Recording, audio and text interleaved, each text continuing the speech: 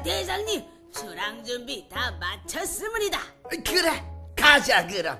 이번엔 누락질 할 게 뭐 좀 있어야 할 텐데 말이야. 그런데 어디로 가보니까 이번에도 혹시 동네? 아니 거긴 안 돼. 우리가 자꾸 가서 아마 대비를 하고 있을 거야. 그럼 강릉은 어떻습니까? 야야야야야야, 거긴 안 돼. 활 잘 쏘는 이옥인가 하는 그 놈이가 있잖아. 에이, 그게 언젠데 그러보니까. 그래도 안 돼. 신유정인가 하는 장수가 또 금군을 몰고 내려오면 어떡해? 참 그렇죠. 신유정은 부사가 돼서 아주 강릉에 눌러 앉았다는 얘기도 있습니다. 그럼 절대 가선 안 되겠네. 아휴, 이젠 노략질도 못 해먹겠습니다. 갈 데가 없습니다. 갈 데가. 아이고.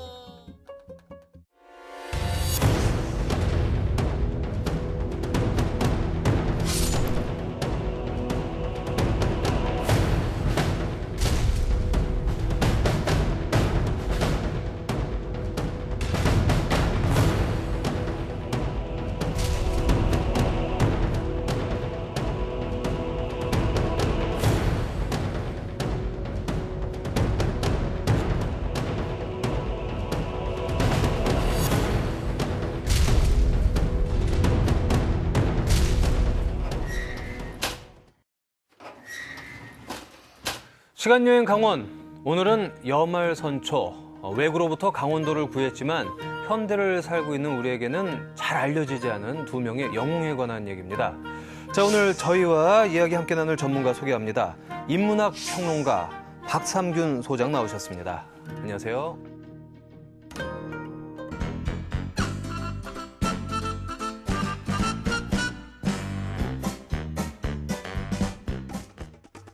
일본인 해적 왜구.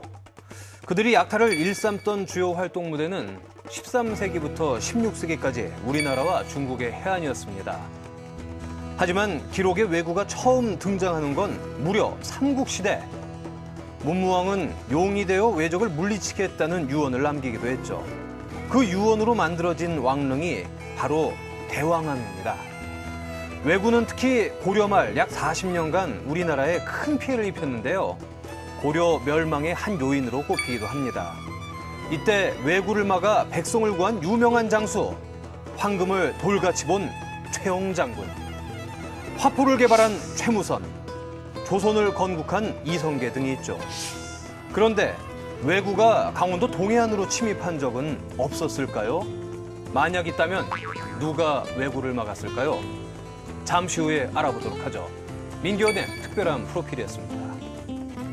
동해안으로 왜구가 침입한 경우가 뭐 설마 한 번도 없었을까요?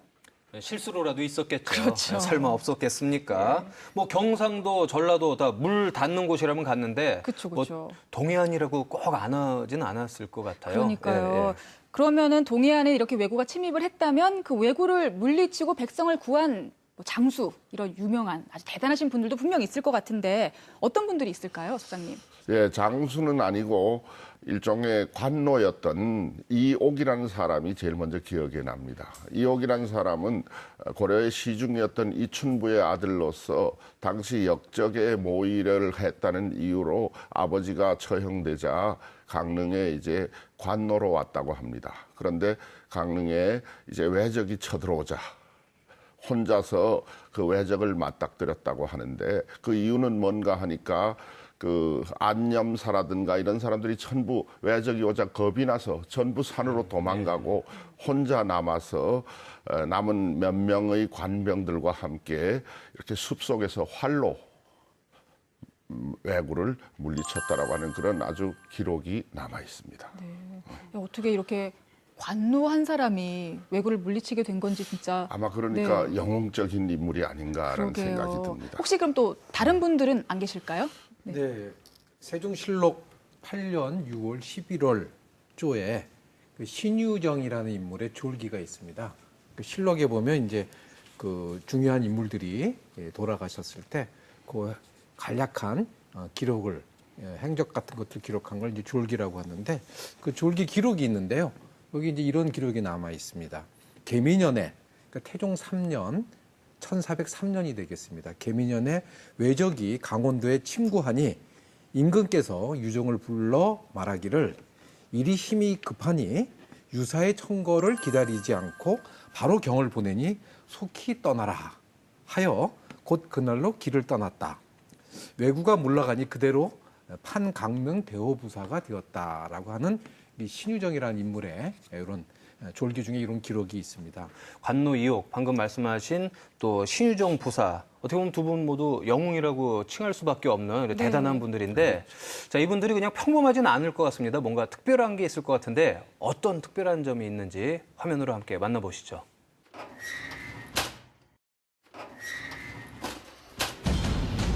난세의 영웅이라면 이 정도는 기본. 내 나라를 구하기 활을 들었습니다. 이럴 줄 알았죠? 제가 말이죠, 무늬만 옮겨있던 사실 활을 한 번도 쏜 적이 없어요. 그래서 좀 도움을 받아야 될 것 같아요. 저기 계세요? 누가 좀 도와주세요. 어디 계시지? 오, 저기 본가 지금 뭐 하고 계셔. 야, 어휴. 안녕하세요. 우리 국궁에 대해 상세히 알려주실 분입니다. 선생님 뭐 하고 계셨어요? 아, 지금 활 쏘려고 지금 활 올리는 중이거든요. 아니 잠깐만, 활을 올린다고요? 아, 예. 제가 활을 뭐 쏜다 이런 건 들어봤어도 활을 올린다는 건 처음 들어보는데 이게 지금 정확히 무슨 작업인지. 아, 이게 원래 전통 저희 활이 네. 이런 모양으로 이제 생긴 거거든요. 아니 잠깐만요. 이게 원래 활이라고요? 예. 이게 활인데 제가 아는 건 이 모양이거든요. 아, 근데 예. 그래서 이제 여러 도구를 이용해 가지고 네. 이 활을 이제 거꾸로 뒤집는 거죠. 사실은 어떻게 보면 한쪽에 꽂는. 그렇다면 활은 어떻게 올리는 건지 살펴볼까요? 전통 방식 그대로 꼼꼼히 모양을 만들어주는데요. 활은 원래 모습으로 돌아가려는 습성이 있습니다. 이를 탄성이라고 부르죠. 그렇기 때문에 활을 제대로 올려야만 탄성이 높아지는데요. 탄성이 좋을수록 더 멀리, 더 정확히 날아간다는 사실. 자, 드디어 활이 모양새를 갖췄네요. 활 종류가 좀 여러 개가 있잖아요. 근데 이거는 무슨 활이에요? 이거는 국궁이라고 우리 그 옛날부터 전해져 내려던 전통 활인데, 이 국궁 종류에는 한 6가지 종류가 있는데 그 중에 이제 요 종류는 각궁이라고 이제 물소 뿔을 이용해서 활을 만드는 그런 각궁이라고 이제 그 한 가지 종류만 지금 현재 전해져 내려오고 있는 활입니다. 아니 그럼 나머지 5가지는 지금 없는 건가요? 뭐 제작 과정이라든가 순서는 다 비슷한데 나머지 활들은 일제 시대 때 그 일제에서 민족 그 전기 말살 그런 정책으로 인해서 다 이제 보존됐던 것들이 없어지고 지금까지 명맥을 유지하는 거는 요 각궁 하나만 지금 유지되고 있습니다. 우리의 전통 무술인 국궁으로 몸과 마음을 단련하는 분들이 많은데요. 활 속의 역사는 꽤 오래전으로 거슬러 올라갑니다. 기록을 살펴보면 선사시대부터 행해졌다고 하죠. 우리가 국궁에 자긍심을 가질 만한 또 다른 이유가 있는데요. 전 세계에서 가장 짧은 활을 가지고 가장 먼 거리의 관역을 맞출 수 있기 때문입니다. 우리 국궁이랑 다른 나라 활 그 차이점이 어떤 게 있어요? 일본 활 같은 경우는 길이가 한 2m로 상당히 긴 편인데 그 탄성이 좀 약하죠. 그리고 휴대하기도 좀 불편하고. 그래서 뭐 예를 들어서 한 100m 정도 사거리 되려나? 근데 저희 국궁 같은 경우는 이제 길이는 작지만 한 130cm 정도로 길이는 작지만 탄성이 굉장히 좋기 때문에 지금 저희가 145m의 이제 표적을 놓고 쏘기도 하지만 유효 사거리로 봤을 때 한 200m 정도. 그리고 최대 사거리로 봤을 때는 한 400m 정도는 되지 않을까 그렇게 생각을 합니다. 근데 지금 궁금한 게 국궁이랑 양궁이랑 어떻게 보면 크기는 저는 비슷하다고 생각이 들었거든요. 근데 그 차이를 모르겠어요. 도대체. 네, 어떤 차이점이 있죠? 예, 그리고 양궁과 국궁의 차이점은 네. 양궁은 이제 쏘시다 보면 바람이라든가 뭐 여러 가지 기후 조건이라는 걸 봤을 때 조정을 하잖아. 이렇게 크리크 조정한다고 해가지고 그렇죠. 좌우 조정을 하잖아요. 네. 조정을 하면 조정한 대로 또 쏘면 또 맞게 돼 있는데 저희 국궁 같은 경우는 그런 조정하는 게 아무것도 없어요. 예, 온전히 저희 감각으로 이제 조정해서 쏘는 그런 차이점이 있습니다. 이제 어쨌든 설명을 쭉 들어봤는데 네. 제가 오늘 사실 활을 처음 써보는데 저 같은 초보자들도 쉽게 좀 쏠 수가 있나요? 사실은 이제 저희 초보자들 오시는 분들이 네. 한 달 정도 연습을 해서 이제 실제로 쏘기를 하는데 네. 오늘 한번 특별히 한번 연습을 한번 해보는 거로 하겠습니다. 이 앞부분이 왼쪽 발 중간쯤에 오게 해서 자연스럽게 서시면 됩니다. 오른쪽 손으로 팔을 이제 편을 당겨야 되는데 일단 한번 당겨 볼게요. 뭐 자세만 봐선 명궁이 따로 없는데 근데 이 표정 익숙한데요? 맞다, 영화 속에서 보던 날카로운 문띠 그대로인데 현실은 당기셔야 되는데. 잠깐만요. 이거 장난 아닌데요? 제가 팔 힘이 약한 게 아니고. 필동이 사전에 변명은 없다. 다시 한번 심기일전. 호흡을 가다듬고 눈에 총기를 담아 자, 쏘세요.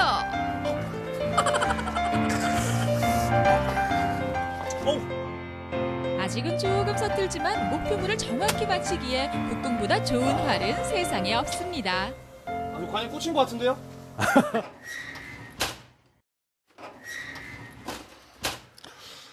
자, 오늘 주제가 왜구를 막아 강원도를 구한 영웅에 대한 얘기입니다. 그래서 그 영웅들의 흔적을 찾아가 볼 줄 알았는데 의외로 국궁에 대한 얘기예요. 네. 그렇죠? 그러니까 아무래도 지금 우리가 알아보고자 하는 이 영웅들이 뭔가 국궁, 그 활과 연관이 있다, 뭐 이렇게 보면 되는 거 아니에요? 네. 아니 근데 그냥 상식적으로 네.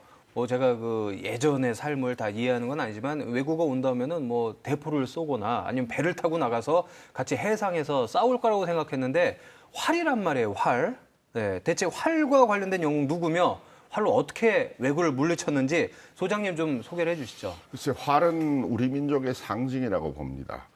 중국에서 우리를 동리족이라고 불렀을 때 그 이라고 하는 글자가 큰 활이라는 의미도 담고 있고, 그다음에 건국의 영웅들을 보면 고구려를 건국한 주몽도 활을 잘 쏘아서 주몽이라는 이름을 갖게 되었다고 하고, 고려 초에도 예를 들자면 신승겸 장군 같은 경우에 날아가는 기러기를 쏘아서 그곳에서 평산이라는 그 봉호를 얻기도 하고요. 그다음에 조선 초 이성계 장군은 뭐 알다시피 활의 명장이었죠. 관로 이옥 같은 경우에는 아주 평상시에 아마 양반가의 자제였다가 졸지에 관로가 되었으니까 활 솜씨가 아마 뛰어났던 것으로 보입니다.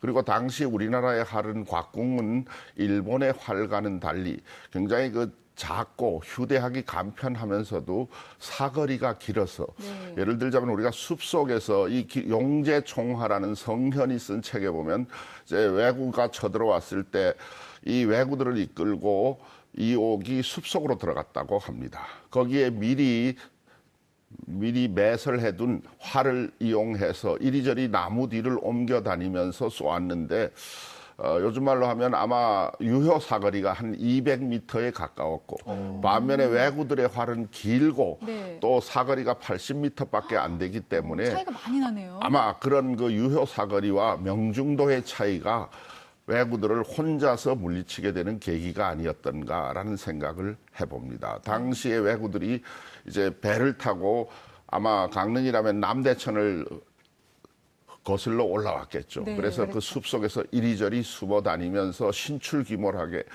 어디서 날아오는지 모르는 그 군대 용어로는 기도 비닉의 물건이라고 부릅니다만은 그러한 방법으로 왜적을 물리쳐서 왜적이 그 신출귀몰한 솜씨 때문에 다시는 강릉에 발을 붙이지 못했다라는 기록을 남기는 것을 보면 활이 그야말로나 위대한 무기가 아니었던가 그런 생각이 듭니다. 네, 뭐 활 자체도 굉장히 위대한 무기지만 이 활을 이옥이 얼마나 잘 다루었으면 그 많은 왜구를 다 혼자서 물리쳤을까 싶기도 해요. 그런데 강릉 대도부 관할 정도면 관군도 제법 있었을 거 아니에요. 근데 왜 얼마나 도망을 다들 갔길래 혼자 싸운 거예요? 글쎄, 이건 뭐 기록은 남아있지 않습니다만 일부 고려사 기록에 보면 안념사와 그 일행들이 바람처럼 사라지면서 관병을 남겨서 이옥에게 관병의 지휘권을 주었다라는 기록도 있고 아까 말씀드렸던 용제총화에서는 그런 기록도 없이 전부 바람처럼 사라졌다라는 기록만 남아 있습니다. 어찌되었든 간에 일개 관노가 관병을 지휘하였던 혹은 뭐 혼자서 했든 간에 이러한 그 왜구의 무리들을 혼자서 물리치고 겁주고, 왜구들이라는 사람들도 따지고 본다면 목숨이 왜 아깝지 않았겠습니까? 식량을 약탈하러 왔다가 목숨을 잃는 그런 상황에 맞이하니까 이 활 때문에 왜구들이 아마 철수하고 다시는 그쪽에는 그런 사람이 있는 한 발도 접근하지 못하겠다, 뭐 그런 생각을 가져서 그 이후에 강릉이 평안하게 되었다라는 기록이 남아 있습니다. 당시 왜구들을 보면은 어촌마을 한두 곳을 약탈하는 정도는 아니었을 것 같은데 왜구의 약탈 이거 어느 정도였나요? 네, 그 왜구가 등장하기 시작한 거는 한 13세기부터 등장합니다만 우리가 부터 여기서 다루고 있는 본격적으로 왜구가 활동하는 건 1350년대부터 이제 시작을 합니다. 50년부터. 그리고 이 강릉 지역, 강원도 강릉 지역에 이제 출몰을 하기 시작하는 것은 1472년에 기록이 이제 고려사 기록이 이제 처음으로 나타나기 시작합니다. 처음에 왜구들은 이제 식량을 중심으로 식량 창고를 이제 습격해서 털고 돌아가는 이런 형태로 이제 소극적으로 시작했다가 나중에는 이제 본격적으로 규모가 커집니다. 그래서 배 몇 척 정도가 아니라 이제 수십 척, 수백 척이 대선단을 이끌고 나타나기도 하고요. 그런 과정에서는 이제 민간인들도 약탈해서 가서 뭐 노비로 삼기도 하고요. 문화재도 약탈을 많이 해갑니다. 그래서 지금의 대마도라든가 일본 국내에 고려시대 불화라든가 범종 같은 게 굉장히 많이 있는데 되게 이런 왜구들에 의해서 약탈된 문화재로 추정이 됩니다. 이런 식으로 이제 점점 침략의 범위가 굉장히 광범위하게 되고, 그래서 바닷가 연안 지역, 특히 이제 조세 좋은 손들이 다니는 남해안과 서해안 지역이 집중적으로 이제 약탈 대상이 됐던 것이죠. 그래서 이제 바닷가 지역에 상륙해가지고 이제 민가를 약탈하고 습격하고 불태우고 사람을 잡아가고 하니까 당시 이제 고려사 조류에는 바닷가에서 50리 정도 안으로 들어가야 그나마 편하게 살 수 있지 그 바닷가에는 도저히 못 산다, 이제 이런 기록이 나올 정도입니다. 그리고 점차적으로 왜구들은 바닷가 지역에서만 침입하지 않고 그걸 거점으로 삼아가지고 아예 이제 내륙 지역까지 가서 뭐 밀양, 안동 이런 데까지도 왜구가 출몰하기도 했습니다. 그런 혼란한 시대에서 관비 이옥이 활 하나로 혼자서 왜구를 막아냈단 말이에요. 그러면 뭔가 큰 상도 받고 칭찬도 많이 받고 대우가 좋아지지 않았을까요? 예, 사실입니다.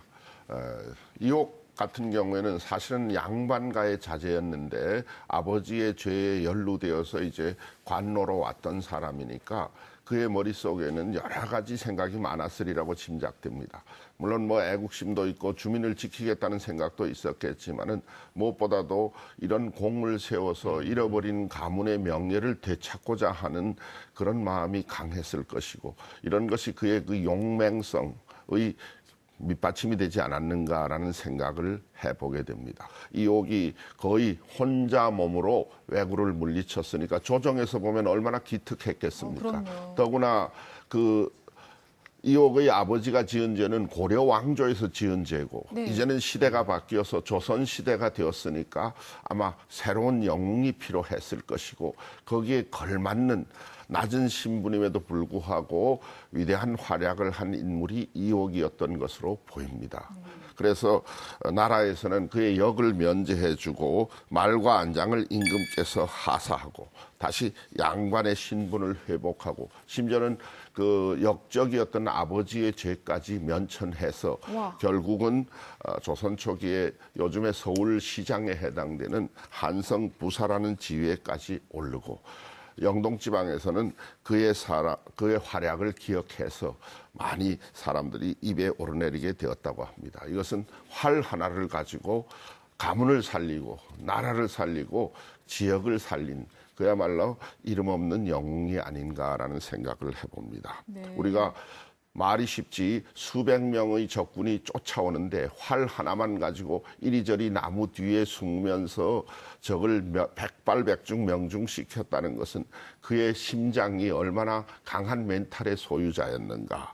그래서 결국 이러한 내가 쏘지 않으면 죽는다라고 하는 뭐 우리 그 옛 문헌에 나오는 식의 얘기를 하면 호승지심심 불가필중이라고 얘기를 하는데 그런 이야기에 걸맞는 인물이 아닌가라는 생각을 해봅니다. 있습니다. 네, 정말 대단하신 분인 것 같아요. 그런데 이런 분이 왜 아직까지 이렇게 알려지지 않았는지가 저는 좀 이상하거든요.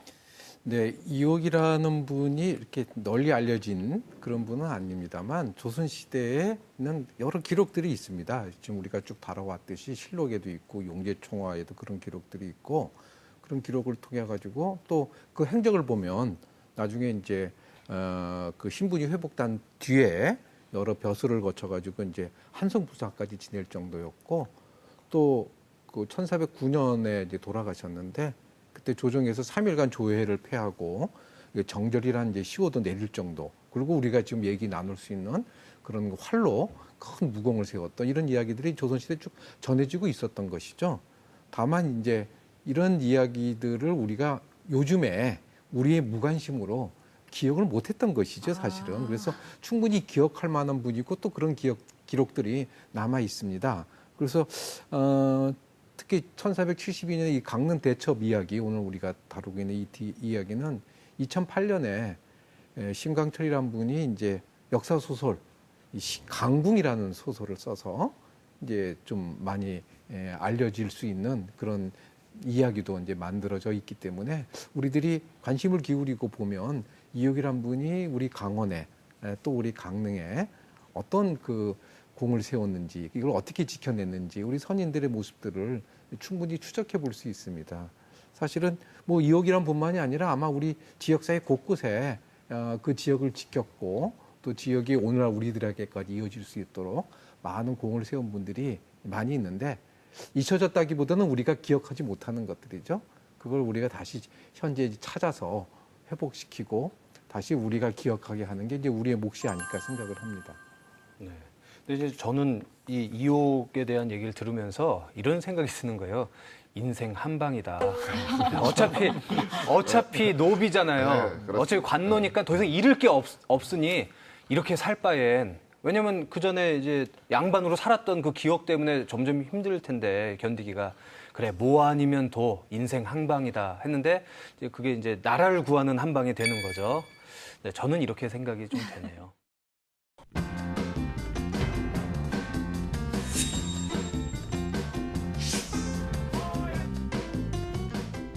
오늘은 계속해서 그 침략 얘기할 건데요. 이번에는 외국 경우. 첫 번째 이야기는 침략자 백인에 맞서 싸운 영웅들. 유럽인들이 처음으로 미국 갔을 때는 그 원주민들, 그 우리 인디언이라고 하죠. 인디언들이 백인들을 도와줬는데 나중에 한없이 무시당하고 땅 뺏기고 그 이용당하고 그러니까 싸우기 시작했고 그 서부 영화 혹시 좋아하세요? 많이 봤었죠. 많이 보셨죠? 네. 그런 서부 영화 보면 인디언들이 무조건 악한 인간으로 나오잖아요. 네, 네. 좀 미개하게 나오기도 하고. 그거는 생각해 보세요. 제 모국을 뺏어갔는데 네. 저도 악해지고 잔인해질 것 같은데요. 저 같은 경우는 제일 부끄러운 것이 이제 중학교 때 서부 영화를 많이 봤는데 네. 인디언들이 나타나가지고 이제 뭐 도끼, 토마호크라 그러나 던지고 그래서 막 폐허됐을 때 저쪽에서 이렇게 기병대가 언덕 저쪽에서 나타나면 우리가 막 박수를 쳤어요. 그러니까 근데 저도 그랬어요. 지금 생각하면 그게 참 부끄러운 예. 역사 의식인데 예. 그때는 왜 그랬는지 뭐 전부 박수를 쳤다는 그러니까 거지. 저희도 그랬거든요. 네. 지금 봐서는 그거 아니거든요, 사실은. 그리고 19세기 말쯤에 제로니모이라는 전사, 그러니까 영웅, 장군이라고 해야 되겠죠. 그 인디언들의 영웅이죠, 이분이. 근데 북미만 아니라 중미, 남미 다 그랬습니다. 똑같은 현상이 일어났죠. 그 에스파냐 그 콩퀴스타도라고 하죠. 그 코르테스인가 그렇죠, 코르테스. 그분들이 와서 그 한없이 침략했죠. 그리고 몬테지마이라는 그 왕이 있었어요. 왕자리에 올라가자 그 한없는 전쟁이 일어나는 거죠. 이 스페인 사람들하고. 근데 이 코르테스는 속임수 가지고 그 사람을 함정에 들어오게 한 다음에 잡혀요. 잡히는데 나중에 비극적으로 그 자기 백성들이 돌 던져서 이 돌을 맞아서 죽게 돼요. 자, 그럼 이제 다음 얘기 자, 한번 두 번째 볼까요? 예. 이야기는 스코틀랜드의 독립 영웅들. 네. 그리고 우리가 저기 그 브레이브 하트인가? 그 네. 브레이브 하트. 멜 깁슨 나온 영화. 그렇죠, 멜 깁슨. 소피 마르소도 나오고. 그렇죠, 그렇죠. 네. 그분은 아시죠? 영국이 스코틀랜드를 노리는 거예요. 그래서 스코틀랜드하고 한없이 싸우게 되고 그때쯤에 이제 진짜 이름이 윌리엄 월리스예요. 우리 그 브레이브 하트라는 거는 용감한 마음, 그죠? 브레이브 하트, 그 애칭이죠. 예, 그분이 여러 가지 영웅 중에 하나였어요. 그 한없이 그 싸웠고, 근데 영국 군대는 워낙 강해서 이길 수 없었어요, 결국은.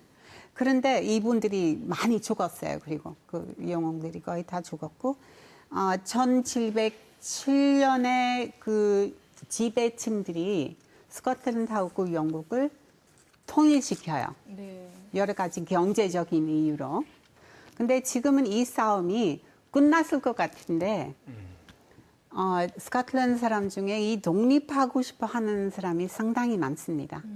그런데 지금은 전쟁은 좀 그렇고, 네. 이제 그 정부에서 정치적인 싸움이 됐죠. 한 3, 4년 전에 독립할까 말까 그 투표했잖아요. 스코틀랜드 사람들이 안 하기로 했는데, 그 브렉sit 때문에 바로 후회하더라고, 사람들이. 그래서 다시, 우리가 영국하고 헤어질까 그 투표 다시 하게 될 것 같아요. 자, 스코틀랜드 그다음에 미국의 또 독립을 하기 위한 또 자국을 지키기 위한 영웅들의 얘기를 저희가 들어봤는데요. 다시 강원을 지키는 영웅들의 얘기로 돌아와야 되겠죠. 자, 준비한 화면이 있습니다. 함께 보시죠.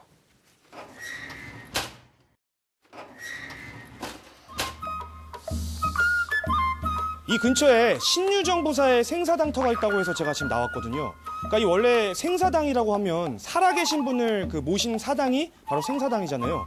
그런데 여기는 생사당 터란 말이죠. 터라는 거는 지금은 없다는 얘기인데, 아니 그러면 대체 이 터가 지금 여기가 어디가 어딘지도 모르겠고 어디서 찾아야 할지 모르겠어요.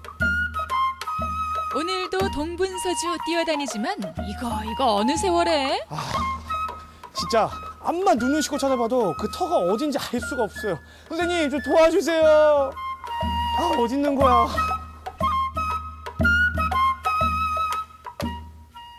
선생님, 제가 한참 동안 그 신유정 부사 생사당터를 제가 지금 찾았거든요. 여기가 그곳인가요? 여기가 그곳이라고 얘기할 수도 있고 아닐 수도 있는데요. 왜냐하면 그 기록상으로 보면 임용관 서북쪽에 있다라고만 돼 있거든요. 그러니까 임용관 서북쪽 읍성내라 그러면 아마 이 지점이 될 것 같습니다. 근데 아마 이 근처 어딘가에 생사당이 있었다고 얘기할 수 있겠습니다. 근데 생사당이라고 하는 게 그 말 그대로 한자 보면은 나이생자를 써서 살아계신 분을 모신 그 사당이잖아요. 이 생사당이 도대체 왜 만들어지게 된 거죠? 사실 지방 수령들이 왕권을 대행해서 이제 지방을 다스리는 사람들인데, 이 사람들에게 주어진 임무가 농상을 장려하고 학문을 진흥시키고 또 호구를 늘리고 또 군사, 부역, 재판 이런 것들을 공정하게 하고 그리고 지역의 풍속을 순화시키는 게 이제 주 임무였어요. 이런 것들을 잘하면 백성들이 결국은 편하게 되는 것인데, 이걸 잘했다고 이제 생사당을 백성들이 지어주는 것입니다. 그래서 신유정 부사 같은 경우는 백성들로부터 그런 칭송을 받았다고 할 수 있겠죠. 그래서 생사당을 만들게 된 것이라고 봐야겠죠. 제가 조금 공부를 해왔는데, 사실 신유정 부사님께서 뭔가 이제 왜적을 물리치실 수 있었던 데에는 이분들의 역할이 좀 있었다고 들었거든요. 금군. 이 금군이 사실은 그거잖아요. 그 왕의 친위대. 그렇죠. 제가 알고 있는 게 맞나요? 네, 맞습니다. 근데 이 금군이 보통은 한양이나 뭐 이런 도성 쪽에 왕을 지켜야 되는데, 이곳까지 이 강릉까지 내려올 수가 있었던 건가요? 사실은 지방에 외적의 침입이 있었다고 해서 친위대를 보내는 경우는 거의 없죠. 어떻게 보면은 이 신유정 부사와 궁궐 안에서의 어떤 그런 특수한 관계가 작용했었다고 볼 수 있겠죠. 아마 그 태종의 청거를 받아서 그 출전하기 직전에 봉상시 판관이었거든요. 그러니까 궁궐 내에서 어떤 왕실과의 더구나 이분은 조선 건국시에 원종 공신으로 책록됐던 분이고 또 장수였고 그렇기 때문에 궁궐과의 어떤 특수한 관계 때문에 일부 친위대의 지원을 받지 않았나 그렇게 생각합니다.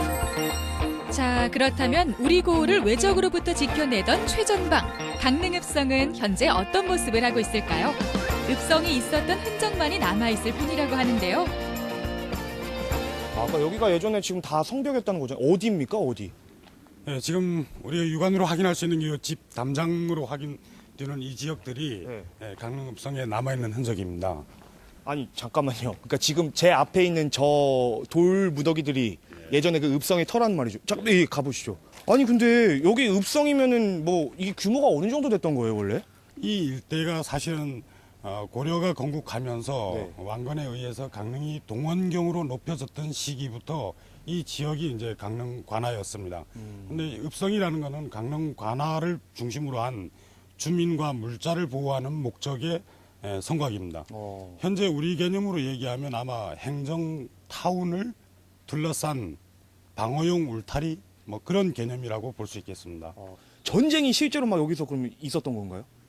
일단 읍성이 뭐 지역 주민 보호하고 물자를 보호하고 이런 목적으로 건립된 것인데 사실 그 외적에 대한 방어 목적이죠.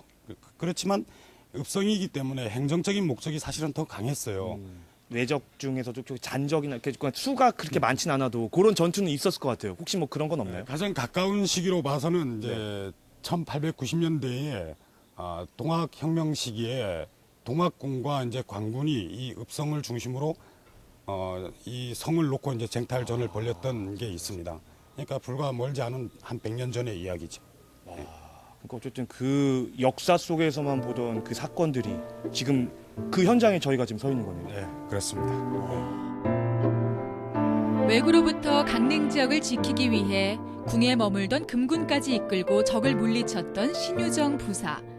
그리고 그의 업적에 감복해 사당을 지어준 강릉 사람들. 그 자취는 아직도 강릉 곳곳에 남아 널리 전해지고 있습니다.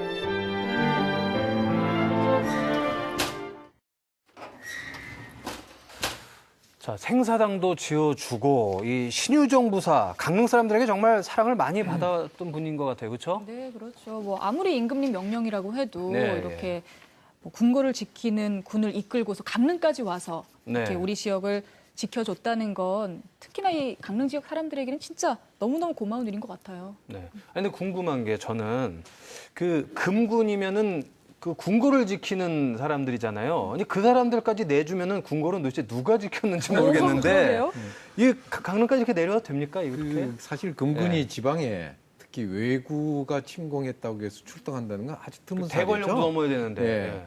특히 금군은 이제 이 금자, 금할 금자를 쓰는 거는 되게 이제 왕과 군과 관련된 데 쓰는 건데 금원이라든가 금군이라든가 왕실 친위군이고 그 친위군이라고 하는 것은 이제 태종 때 처음 만듭니다.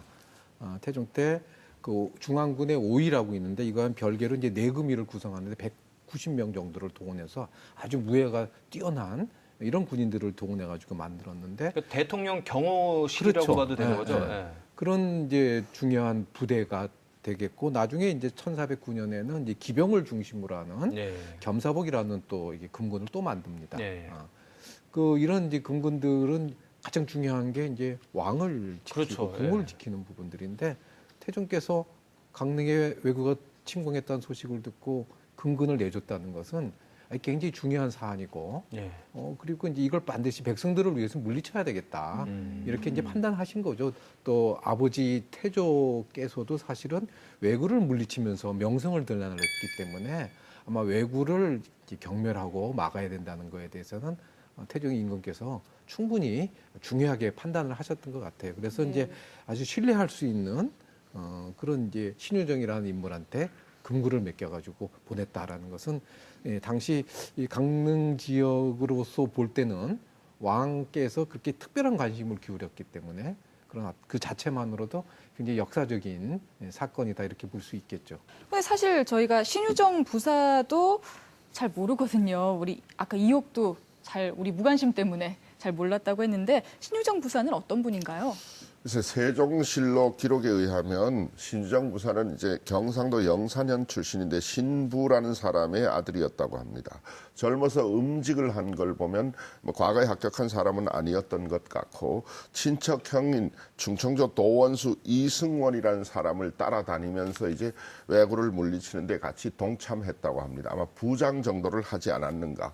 그러다가 이승원이라는 사람이 너무 침착해서 어떤 전투에서 적군은 많고 아군은 수가 적기 때문에 전진하지 못하고 망설이고 있을 때 칼을 뽑아들고 먼저 앞장을 서서 나라의 장군이 이렇게 망설여서 되겠느냐 하면서 사촌형을 향해서 소리 지르고 적진을 향해 먼저 돌진하자 병사들도 함께 돌진을 했다고 합니다.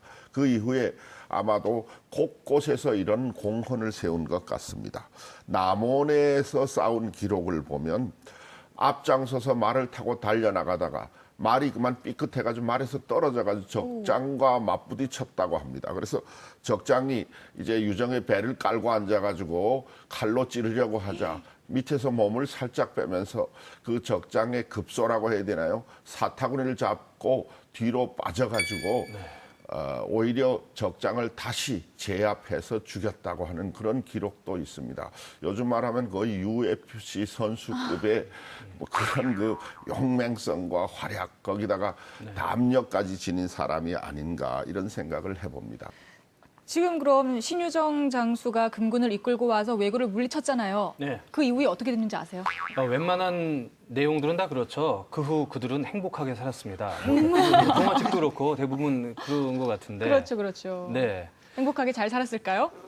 뭐 역적으로 또 몰리진 않았을 거 아니에요. 아유, 그럼요. 지금 공을 인정받아서 네네. 강릉 대도부 대도부 부사가 되잖아요. 네. 지방관으로서 봤을 때는 어떤 분이셨을까요? 예, 신유정이라는 분은 이제 왜구를 물리친 쪽에 우리가 초점을 맞춰서 그러는데 실제 강릉 그 대도부사가 돼서 이 지방관으로서도 아주 공경하고 그 불의를 못 참는 분이라고 이렇게 기록에 나와 있습니다. 아주 성격이 대쪽 같아가지고 이제 그런 분이기 때문에 당연히 이제 지방에서도 민심을 잘 수습하고 백성들을 위한 그런 행정들을 많이 했던 모양이에요. 근데 얼마나 대쪽 같은 분인지 실록에 이제 세종실록에 이런 기록이 나와 있습니다. 1407년 태종 7년 때 그 의주도 병마사를 하고 있었어요. 지금 의주에 있었는데 거기가 이제 중국 사신들이 오고 가는 길이지 않습니까? 당시 명나라 칙사 이제 황엄이라는 사람이 이제 사신으로 왔다가 이제 돌아가는 길에 황엄을 맞이하려고 중국 쪽에서 그 요동군 휘하에 이제 천호 부대가 내려와가지고 이제 의주에 있었던 모양이에요. 근데 이들이 이제 자칭 대국에서 왔다고 여기서 좀 횡포를 좀 부렸던 모양이에요. 뭐 물건들을 마음대로 막 강제로 팔고 심지어는 이제 황엄이 돌아가려고 할 때 그 우리 객사에 있는 그 자리 있죠, 돗자리 자리에다가 자기 물건들을 싸가지고 이제 병사들이 갖고 나가려는 걸 보고 이제 그 신유정 부사가 화가 나가지고 사람을 시켜가지고 그걸 빼앗고 말하자면 적절하게 이제 그 뭐 주먹질을 해가지고 못하게 이렇게 했던 모양이야 말하자면. 그랬더니 이제 그 중국 병사가 명나라 병사가 이제 얼굴이 이제 피범벅이 돼가지고 황엄한테 쫓아가가지고 이제 고자질을 했던 거죠. 이랬다. 조선군이 이랬다.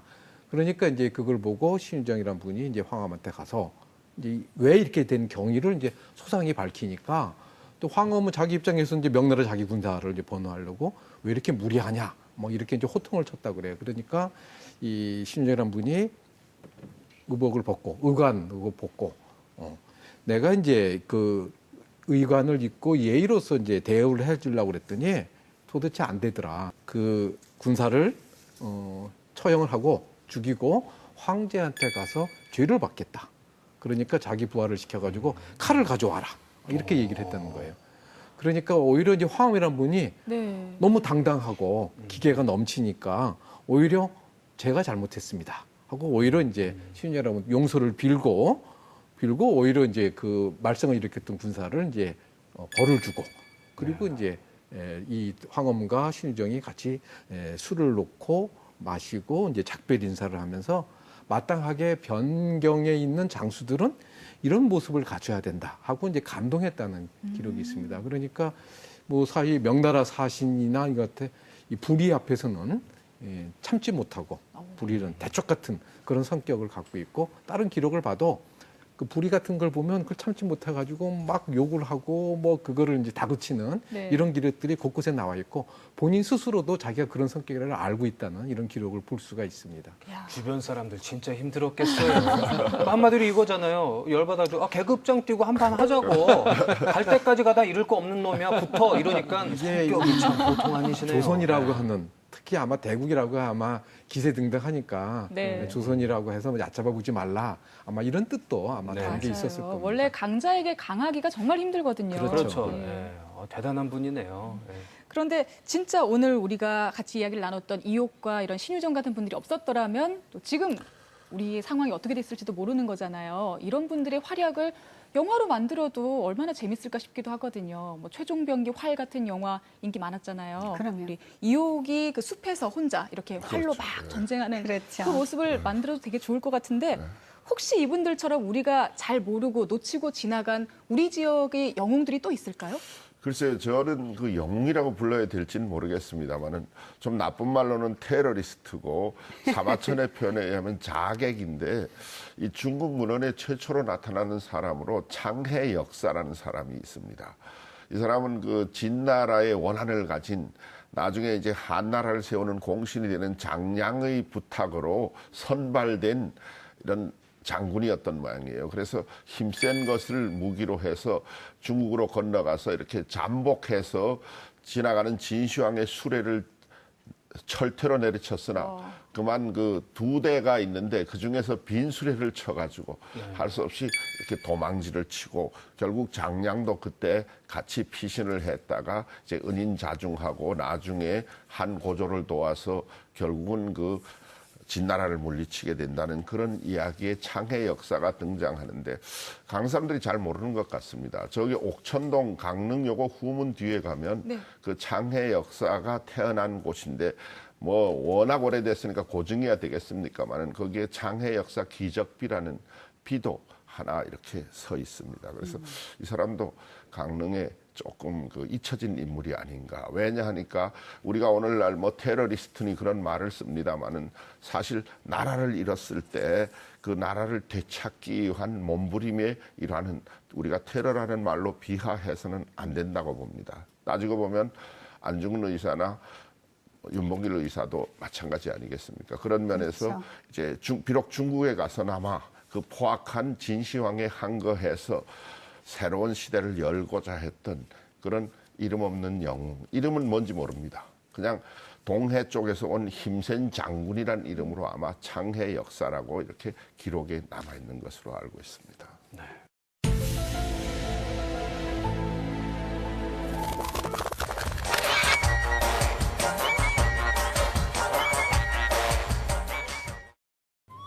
여말 선초, 나라의 근간을 흔들 정도로 기승을 부리던 왜구는 세종 이후 조금 잠잠해집니다. 물론 완전히 없어진 건 아닙니다. 그 뒤에도 삼포 외란을 비롯해 사량진 외변, 단량 외변 등이 발생하죠. 하지만 그 수와 강도는 왜구가 기승을 부리던 여말 선초에 비해 확실히 약해졌습니다. 왜 그랬을까요? 그 많던 왜구는 다 어디로 갔던 걸까요? 먼저 왜구의 소탕을 생각해 볼 수 있습니다. 고려와 조선에선 왜구의 근거지였던 쓰시마를 3차례에 걸쳐 정벌하는데요. 첫 쓰시마 정벌은 고려 말, 그러니까 1389년 2월 경상도 원수인 박위가 병선 100여 척을 이끌고 공격한 것입니다. 이때 적선 300여 척을 불사르고 잡혀갔던 고려인 100여 명을 데리고 돌아오죠. 하지만 왜구의 노략질은 조선 건국 이후에도 계속되는데요. 그러자 두 번째 토벌을 단행합니다. 1396년 왜구가 120척으로 경상도의 동래와 기장 등지에 침입하자 김사영 등을 시켜 쓰시마와 이키를 정벌하도록 했죠. 그럼에도 왜구의 노략질이 계속되자 1419년 세종 1년 이종무 등에게 다시 쓰시마를 정벌하도록 했습니다. 하지만 왜구는 다시 재발할 위험이 컸습니다. 그래서 세종께서는 회유책을 함께 쓰는데요. 부산포와 내이포 등 3포를 개항하고 외관을 설치해 일정한 규모의 무역을 허용합니다. 이렇게 강경책인 토벌과 회유책인 교역을 함께 사용하자 왜구는 점차 줄어들기 시작합니다. 왜구가 완전히 사라진 건 도요토미 히데요시에 의해 남북조로 나뉘었던 일본이 통일되면서부터 했습니다.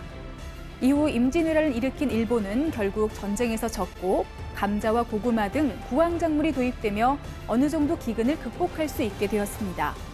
그러자 왜구는 더 이상 우리나라를 침입하지 않게 되었죠. 지금까지 김서영의 에센파일이었습니다.